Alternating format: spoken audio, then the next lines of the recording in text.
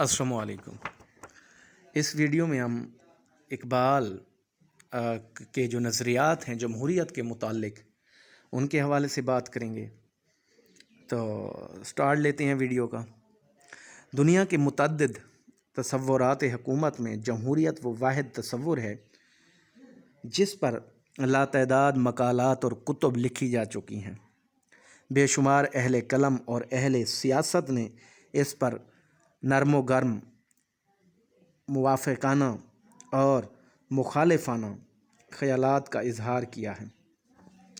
ये सिलसिला आज भी जारी है।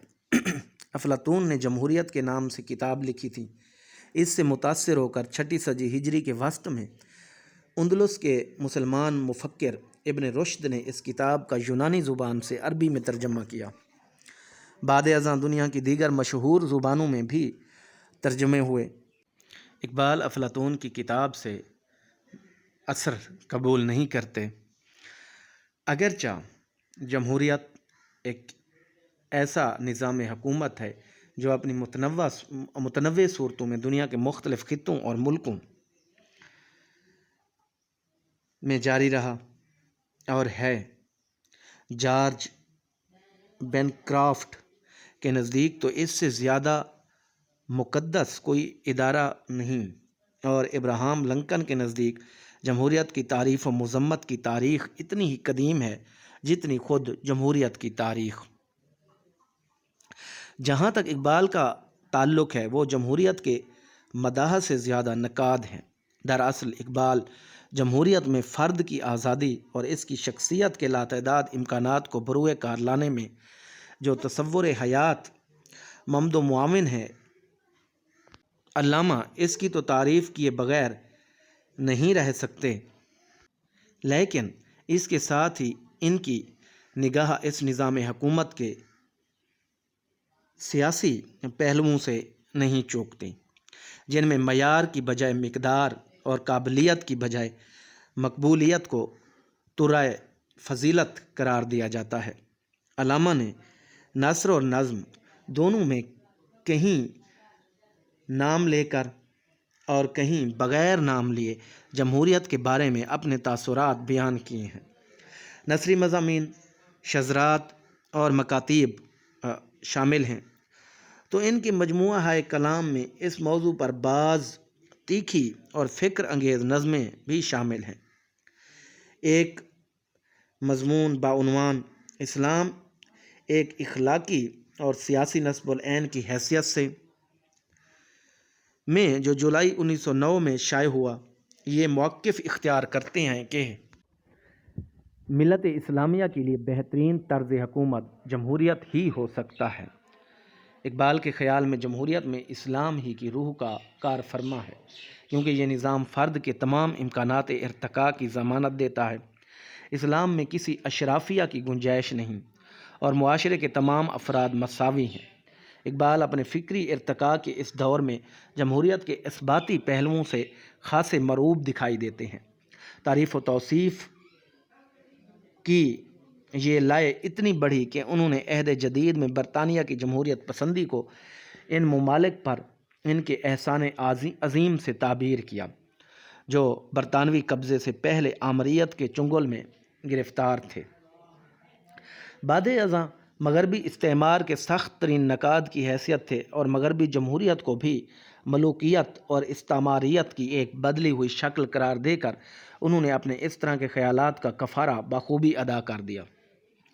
फ़िक्र इकबाल का एक दिलचस्प और अहम पहलू ये है कि वो मशरिक़ व मगरब के साबिक़ व हाज़िर निज़ामों और फ़लसफ़ों में दिलचस्पी ज़रूर लेते हैं और इनके बारे में कलमात खैर भी कह देते हैं, मगर इनके साथ ज़्यादा देर नहीं चल सकते।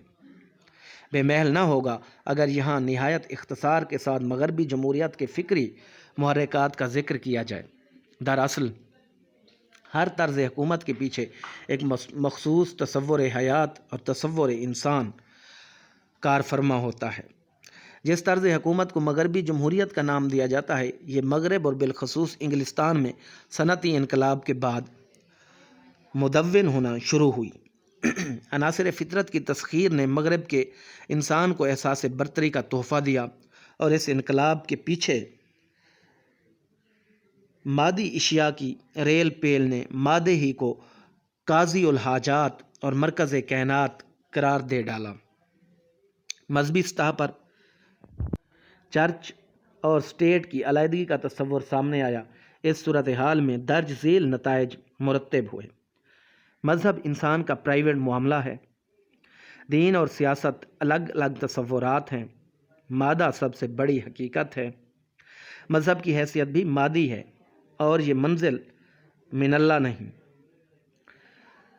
منظور ہی موجود ہے اور دنیا ہی سب سے بڑی حقیقت ہے۔ ان نتائج فکر پر مغرب کے معاشرے کی تشکیل ہوئی ہے۔ چنانچہ جس طرح کا معاشرہ ہوگا اسی نمونے کی اس کی عمرانیات مدون ہوں گی۔ نتیجتاً جمہوریت کی بھی عمرانی اور سیاسی صورت وجود میں آئی، جس کے چند پہلوؤں سے اقبال کو اتفاق ہے۔ 18ویں صدی کے انقلاب فرانس میں مساوات، آزادی اور اخوت کے 3 خوشنما نعروں کو مغربی جمہوریت نے ایک اصول اور ایک درجے میں عمل کی حد تک اپنایا۔ آزادی اور مساوات کے یہی اصول اقبال کے لیے کشش کا باعث ہیں، مگر حقیقت یہ ہے کہ اقبال کا ہمہ گیر تصور حیات کسی جزوی چیز سے مطمئن نہیں ہو سکتا تھا۔ چنانچہ وہ مساوات اور اخوت کے جمہوری اصولوں کے تمام تر احترام کے باوجود جب وہ روحانی جمہوریت پر اصرار کرتے ہیں تو اس سے ظاہر ہے کہ وہ مختلف ممالک میں متعارف ہیئتوں سے خوش نہیں۔ اس باب میں ان کی نظم خضر راہ کے بند سلطنت اور سرمایہ و محنت قابل توجہ ہیں۔ اس میں اقبال نے جمہوریت کے 2 دعووں کی نفی کی ہے۔ اول یہ کہ اقتدار کا سرچشمہ عوام ہے، ان کے خیال میں حاکمیت کا سرچشمہ ذات حق تعالی ہے۔ دوم، جمہوریت کے علم بردار جمہوریت کے دعوے کے برعکس دراصل عوام کے مخدوم ہوتے ہیں۔ شعر ملاحظہ کیجیے: سروری زیبا فقط اس ذات بے ہمتا کو ہے، حکمراں ہے ایک وہی باقی بتان آزری، ہے وہی ساز کہن مغرب کا جمہوری نظام، جس کے پردوں میں نہیں غیر از نوائے کیسری، دیو استبداد جمہوری قبا میں پائے کوب، تو سمجھتا ہے یہ آزادی کی ہے نیلم پری، گرمی گفتار ازائے مجالس لمحہ، یہ بھی ایک سرمایہ داروں کی ہے جنگ زرگری۔ جمہوریت کی بنیاد الیکشن پر ہوتی ہے۔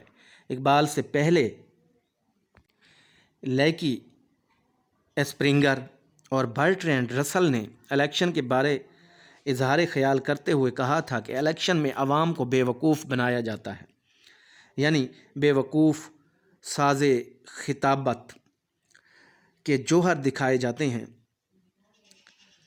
یہاں سوال الیکشن سے پہلے یا بعد کا نہیں، عوام کے جذبات سے کھیلنے والا مقرر کیا حربے استعمال کرتا ہے۔ مسلسل طبقاتی منافرتوں کو ہوا دیا جاتا ہے، حسد، ہوس، تعصب اور سیاسی پروپیگنڈا بڑی قوتیں بن کر ابھرتی ہیں، محرومیوں کو بڑھا چڑھا کر بیان کیا جاتا ہے اور ہر خیالی محرومی کی حوصلہ افزائی کی جاتی ہے۔ یہ صورت جدید جمہوریتوں ہی میں نہیں، قدیم رومی جمہوریت میں بھی یہ ایک تیز ہدف حربہ تھا۔ اسپرنگر اپنی کتاب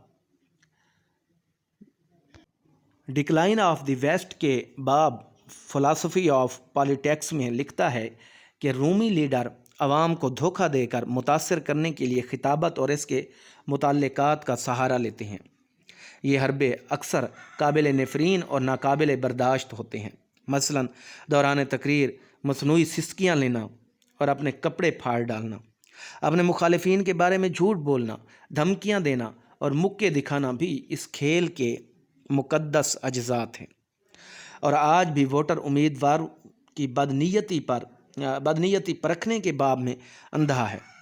وہ کسی لائق اور قابل شخص کی بجائے جاہ طلب مگر شعلہ بیان مقرر کو ووٹ دیتا ہے۔ پھر جب یہ شعلہ بیان مقرر کوئی مؤثر حیثیت اختیار کر لیتا ہے تو وہ اپنے اثر کو حکومتی ٹولے کے ہاتھ بیچ دیتا ہے۔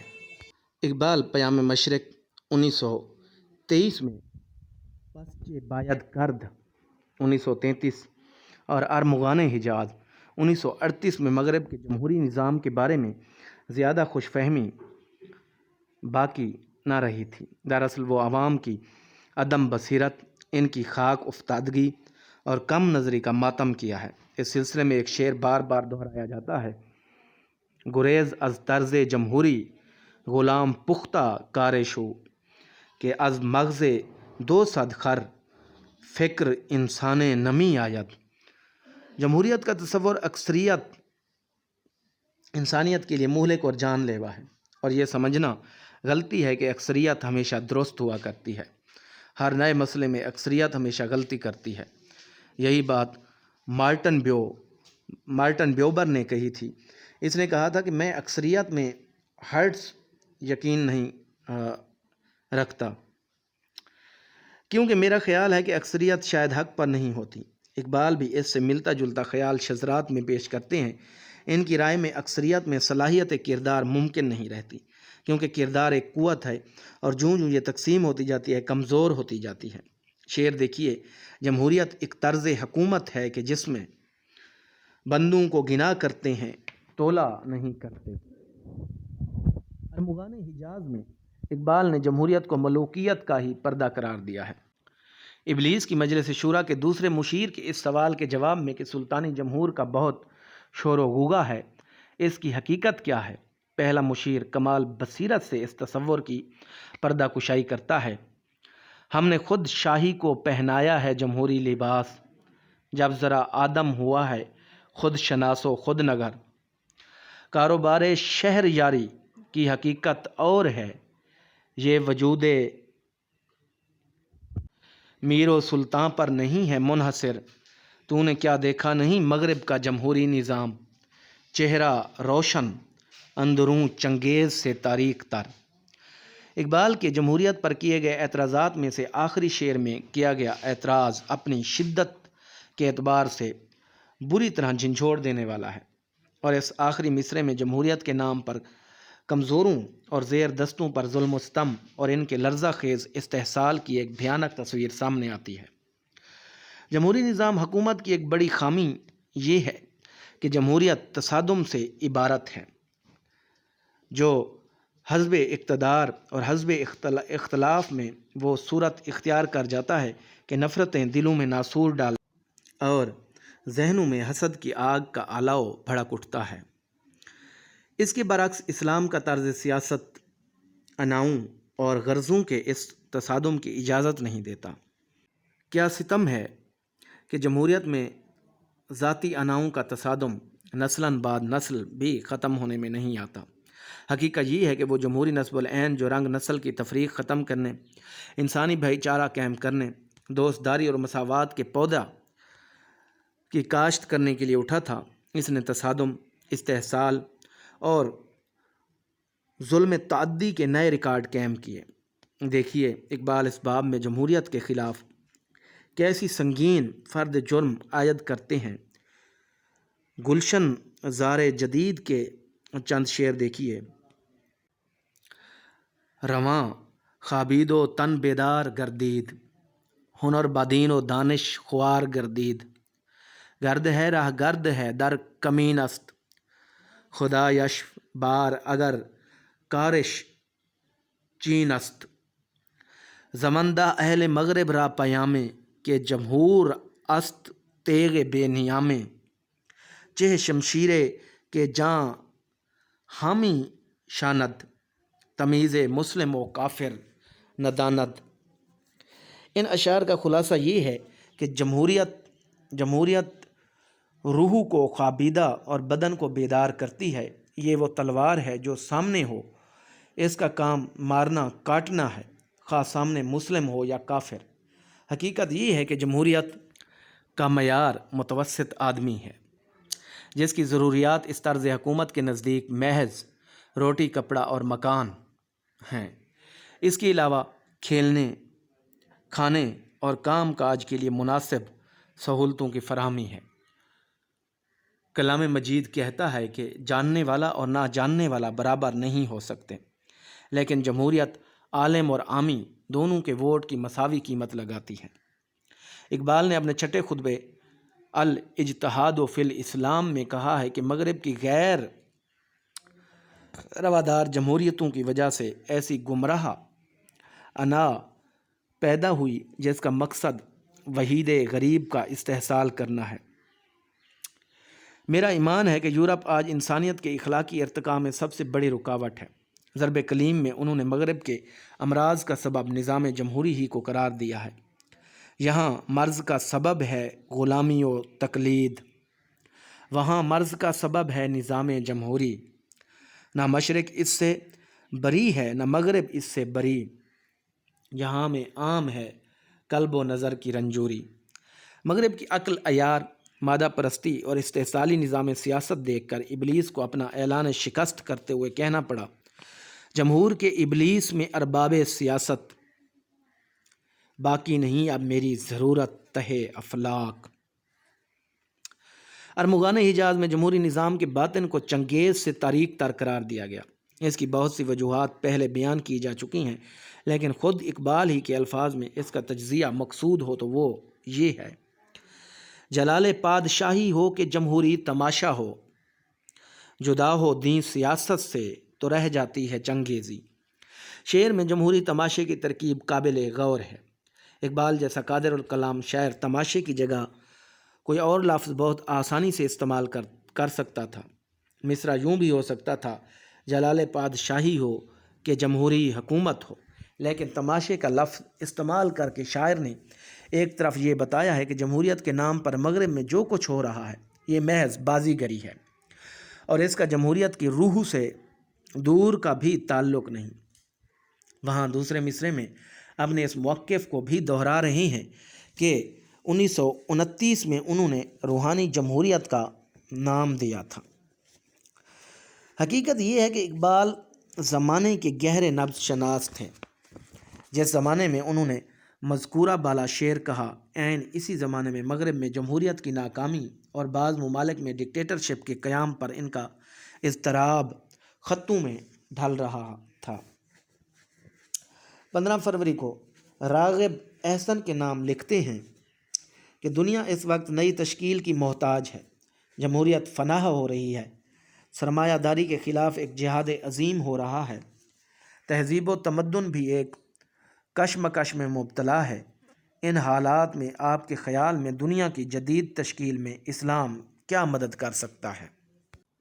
بالکل اسی مضمون اور اسی تاریخ کا ایک خط سید سلمان ندوی کو بھی ملتا ہے۔ وہی سید سلمان ندوی جنہیں اقبال جدید ہندوستان میں اسلام کی جوئے شیر کا فرہاد کہتے تھے، لکھتے ہیں: دنیا اس وقت عجیب کشمکش میں ہے، جمہوریت فناہ ہو رہی ہے اور اس کی جگہ ڈکٹیٹرشپ قائم ہو رہی ہے، جرمنی میں مادی قوت کی پرستش کی تعلیم دی جا رہی ہے۔ آپ کے خیال میں اسلام اس جدید تشکیل کا کہاں تک ممد ثابت ہو سکتا ہے، یعنی معاون ثابت ہو سکتا ہے؟ اقبال کم و بیش اسی زمانے میں کہتے ہیں: میری نگاہ میں یہ سیاست ہے لادین، کنیز اہرمن و دو نہاد و مردہ ضمیر، ہوئی ہے ترک کلیسا سے حاکمی آزاد، فرنگیوں کی سیاست ہے دیو بے زنجیر۔ حق یہ ہے کہ اقبال نہ تو سیاست دین کے قائل تھے اور نہ ہی سیاست لا دین کے، وہ سیاست میں دین کے نظریے کے معید تھے۔ راغب احسن کے نام ایک خط میں لکھتے ہیں: اگر سیاست اسلام کی خادم نہ ہو تو میری نگاہ میں الحاد ہے۔ اقبال کی متعدد نثری تحریریں اور شعری اظہارات اس کے گواہ ہیں کہ ان کے نظام فکر میں روحانیت کو مرکزی حیثیت حاصل ہے۔ ان کے تمام معاشی اور عمرانی تصورات اسی کے تابع ہیں۔ نظری طور پر جمہوریت کے قائل ہوتے ہوئے بھی وہ اس کی متعارف مغربی تعبیرات کے شدید ترین نقاد اور مخالف ہیں۔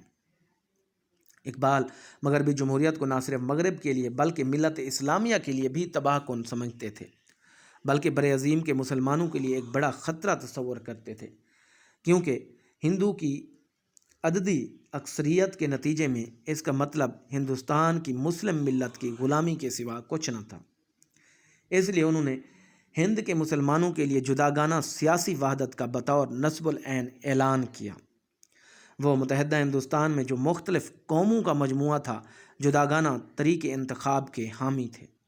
مثلاً 4 ستمبر 1928 میں فری پریس کے نمائندے سے ملاقات کے دوران واشگاف الفاظ میں کہتے ہیں میں جداگانہ حلقہ ہائے انتخاب کا حامی ہوں۔ اس کی وجہ کسی حد تک تو مسلمانان ہند اور خاص کر مسلمانان پنجاب کی موجودہ اقتصادی حالت ہے، لیکن بڑی وجہ فرقہ وارانہ امن و آشتی کے قیام کا احتمال ہے، جو میرے خیال میں صرف جداگانہ حلقہ ہائے انتخاب ہی سے متعین ہو سکتا ہے۔ حقیقت یہ ہے کہ جمہوریت کے باب میں اقبال نے بعض معاملات اور مسائل پر درج ذیل وجوہات کی بنا پر روشنی نہیں ڈالی۔ مثلاً کیا اسلام میں سیاسی پارٹی بندی کی گنجائش ہے؟ کیا ایک حد درجہ ان پڑھ اور غیر مہذب معاشرے میں ہر شخص کو ووٹ دینے کا حق حاصل ہونا چاہیے؟ کیا ایک طبقاتی معاشرے میں جو سر تپا جاگیردار یا سرمایہ کار کی گرفت میں ہو، جمہوریت کے ذریعے خدا ترس، خدا جو، انصاف پسند اور عادل قیادت بروئے کار لائی جا سکتی ہے؟ یہ اور اس طرح کے کئی سوالات ہیں جن کے اقبال کے یہاں جواب فراہم نہیں ہوئے۔ اس کے باوجود جمہوریت کے بارے میں ان کے بعض نہایت قابل قدر خیالات کی روشنی میں اسلامی نظام حکومت کی اصولی تدوین اور نفاذ امت مسلمہ پر فرض ہے، جو سر دست تو پورا ہوتا نظر نہیں آتا، کیونکہ میر سپاہ نہ سزا لشکریہ شکستہ صف، آہ وہ تیر نیم کش جس کا نہ ہو کوئی ہدف۔